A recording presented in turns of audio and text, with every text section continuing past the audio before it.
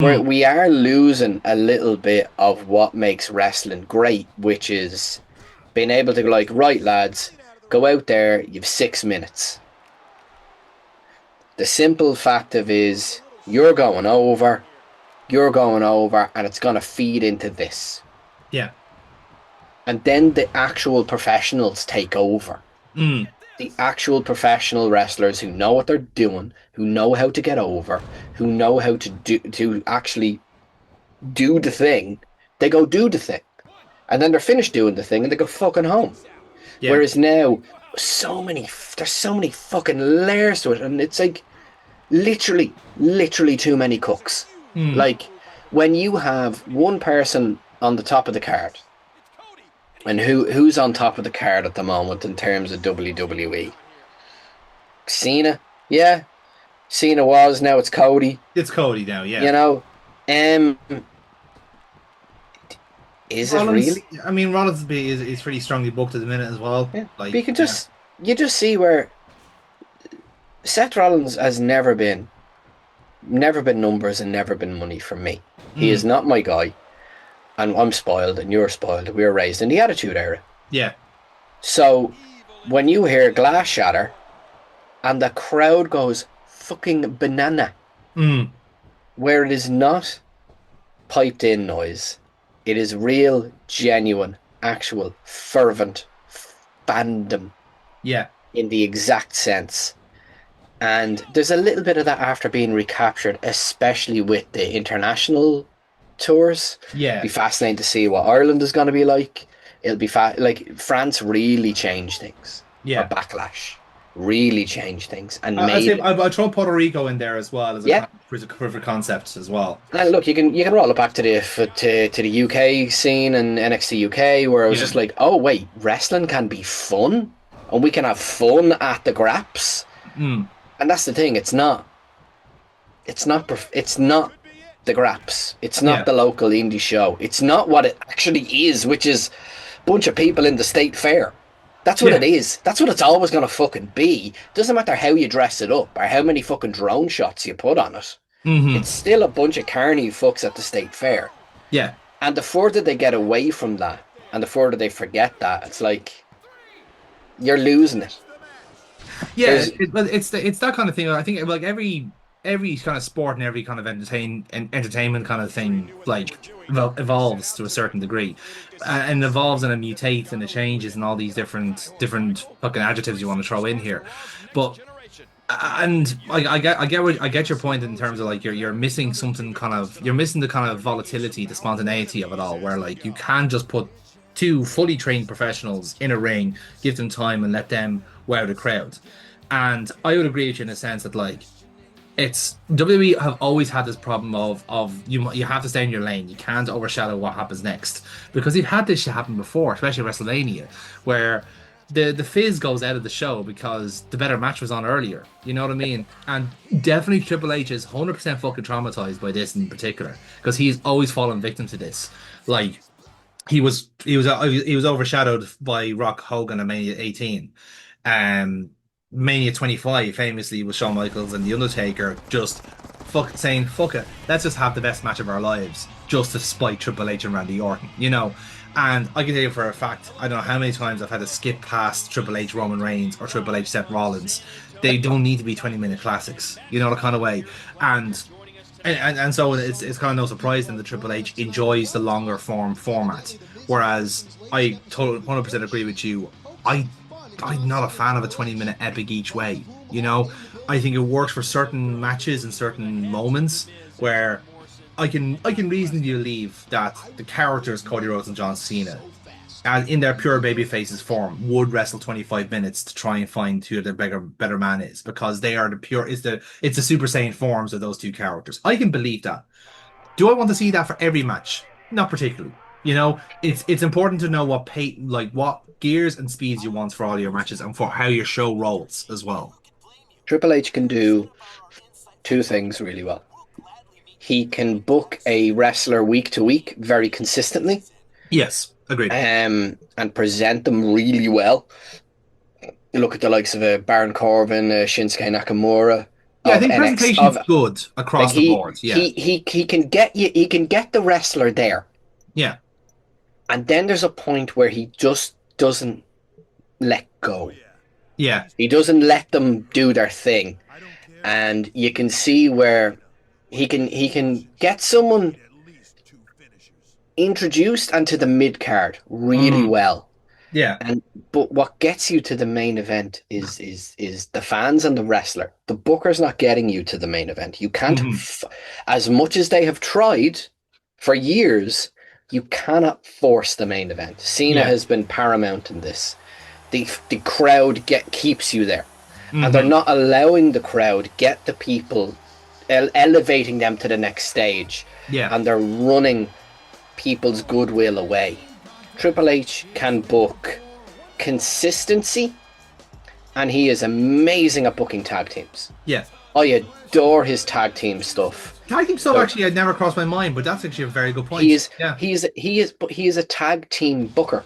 Yeah. I'm sorry, he's a tag team wrestler.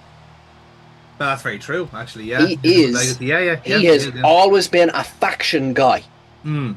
Look at his entire fucking career. He has always had people with him. He has always had an amalgamation of humans, and he has never done it on his own. He has never been the single person. There's Mm. always been someone else backing him up, a crony or somebody who he would play to and play off.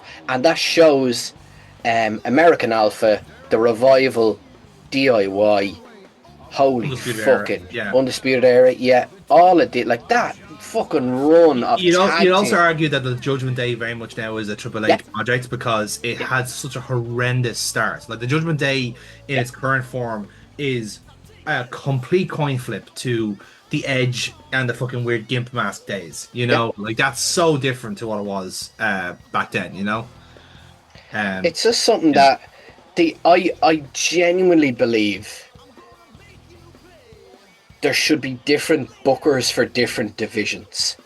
yeah, And you have, I'm sorry, the Vince system worked where you have an overall booker, the actual traditional booker system, where you have, um, look at how well the women's division under the tutelage of Fit Finlay, hmm, who it is just known he was the guy for the women's division. And look yeah, how well they did out of that.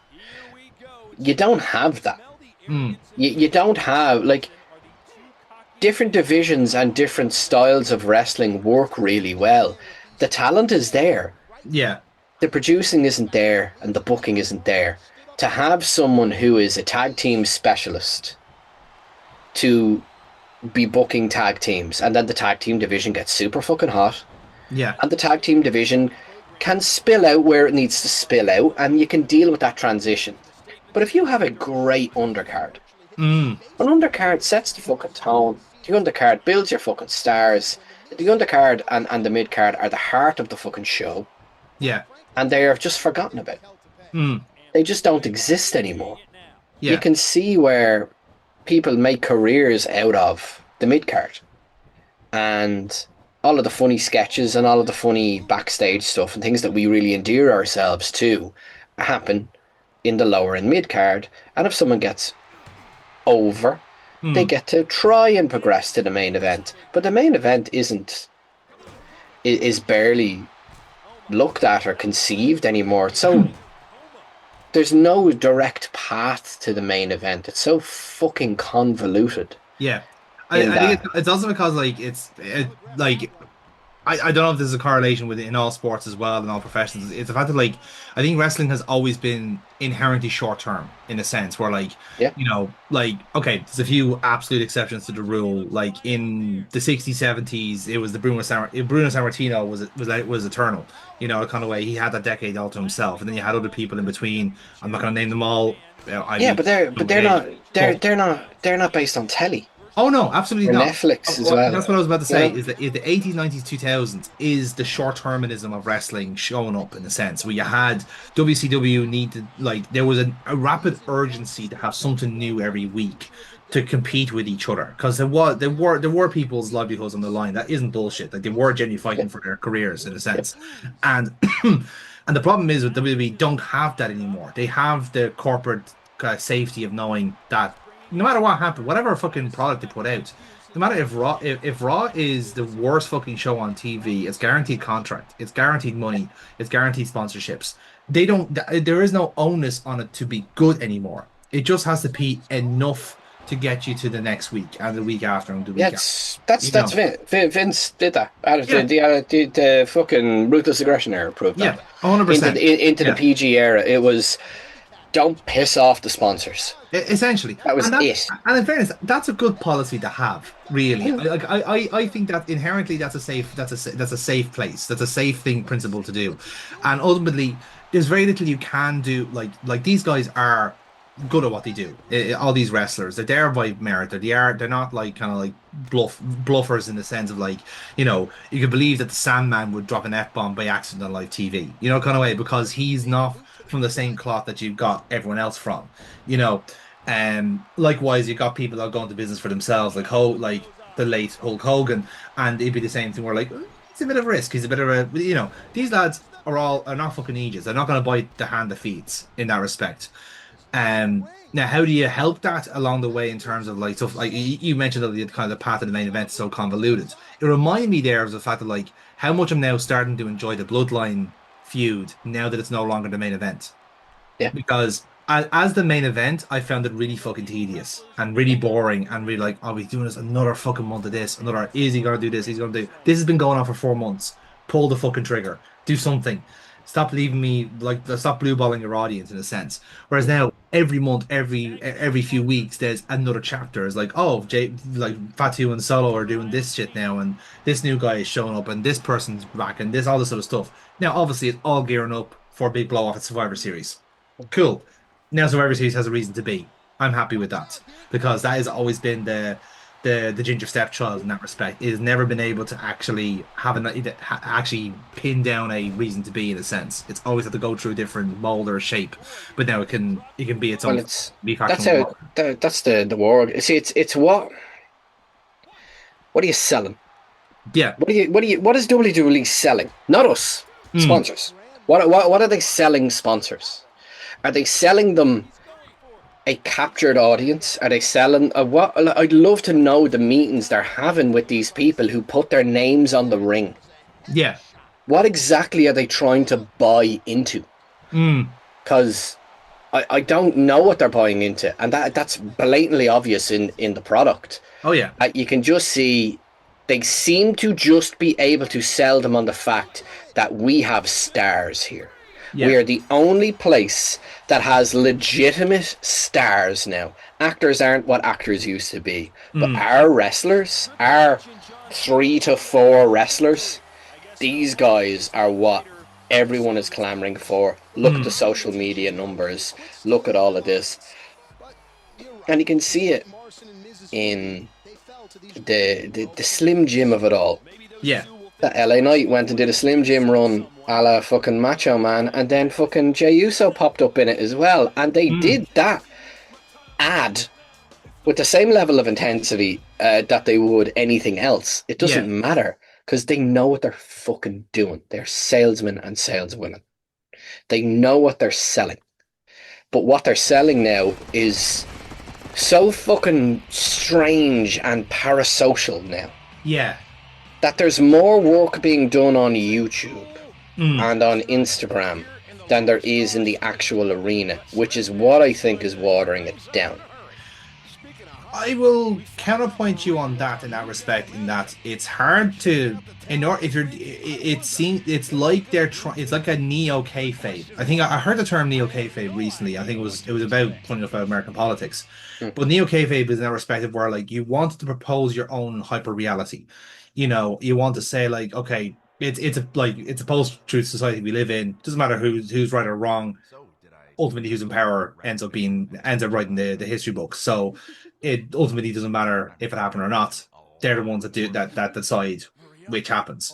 And wrestling kind of works is intrinsically in that principle, which is an unfortunate thing to say that they are essentially playing from a proverbial fascist handbook. But wrestling is a democratic dictatorship. What can we say? Um, but with wrestling in that respect, is like the wrestler controls the narrative in that respect. They are able to say, they like Kevin Owens can take his phone up and like either can pour his heart out and say, that like he not sure if he's ever going to be back and be really heartfelt, and you can tell that that person is not Kevin Owens speaking, but the person behind the character. Or he can also equally take that phone and just start fucking giving out about someone else in particular and be in character. And the amount of like time and energy you use to formulate that kind of narrative is your kayfabe.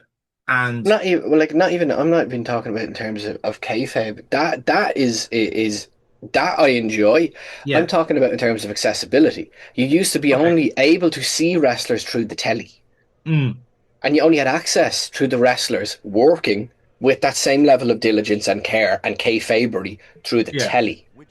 And if you did see them in the airport, they'll work you a bit, but they're in our fucking hands at all times. but is that not They're them just trying to always keep there. themselves relevant in a digital age as well? That's what I think is missing and is Mm, off, because why should I bother watching Raw or SmackDown when I know that Sheamus is doing Celtic Warrior workouts with Kyrie Sane?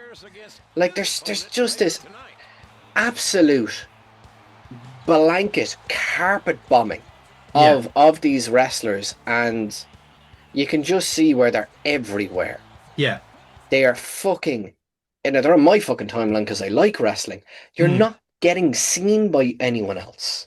You're mm, getting seen by only wrestling fans. And how does someone start watching wrestling now?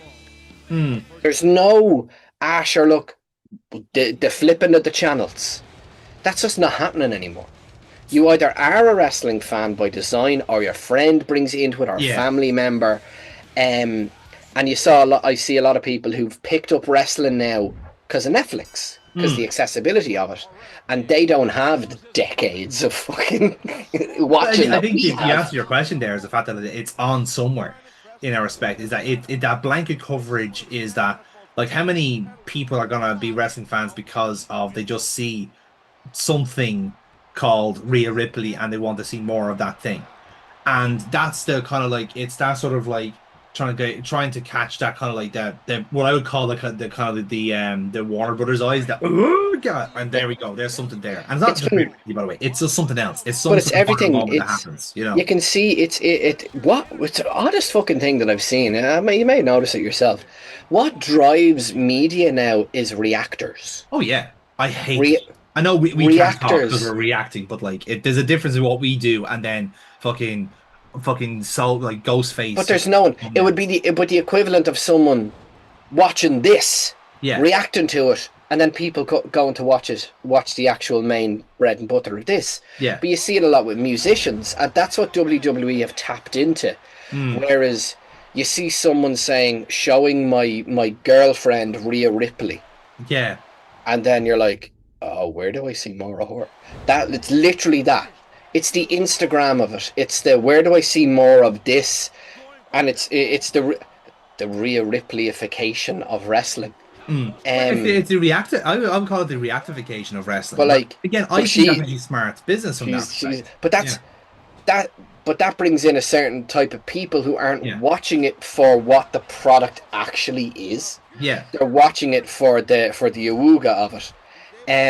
Well, you see, I that's happening everywhere. In fairness, like I'll agree with you in that respect because like that's happening in all sports. Like there will be a percentage of basketball fans who just want to see LeBron, and there's a good percentage of football fans who only will like this is a new phenomenon that's only happened in the digital age where you have fans of a specific footballer, but not the clubs.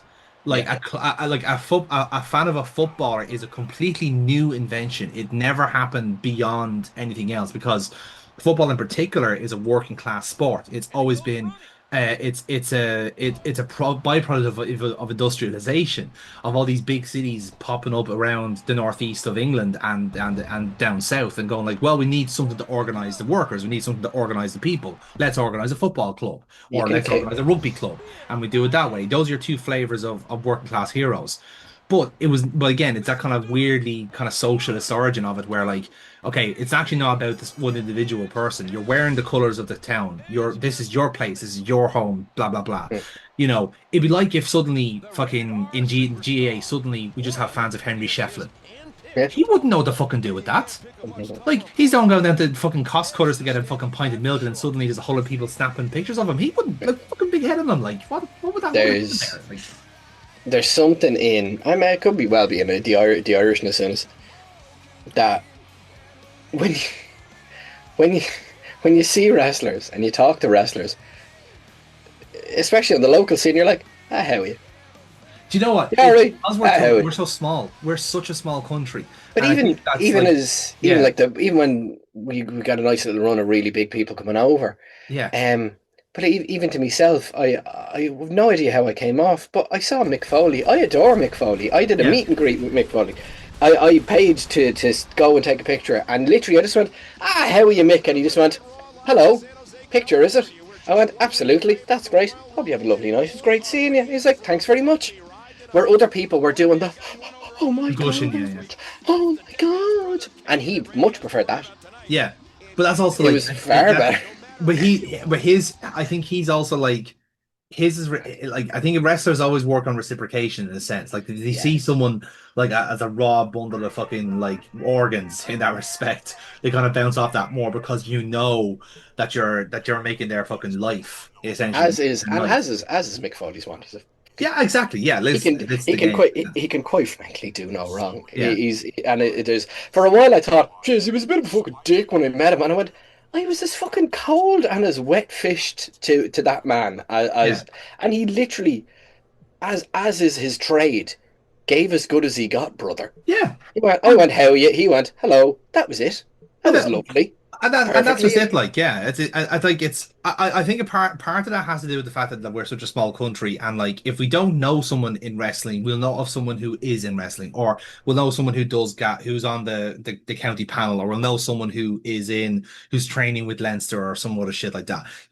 Like I literally like in the last 2 months, I bumped in. I'm a season ticket holder at my local club, and I bumped into. I've walked past and had the briefest interactions with the club captain, and then walking down Temple Bar. Here's a top goal scorer just walking by with his kids. Beautiful stuff. But the thing is, like, everyone knows who those people are locally in a sense, and like on a very very like kind of like small little ecosystem like ours, you still have that kind of like that imitation of a community in that respect where like again we were at an event there like over the weekend, and we bumped into a wrestler. Yeah. We had the chats with him. We chatted like normal people, like Technically two. technically two. And the thing is, like, well, technically three actually, depending on. Yeah. Yeah, actually, I had a separate interaction when you were gone. So like, I said actually. It's the same thing again. It was like, sorry, I actually don't know where your child is. I presume she's over there. It's like,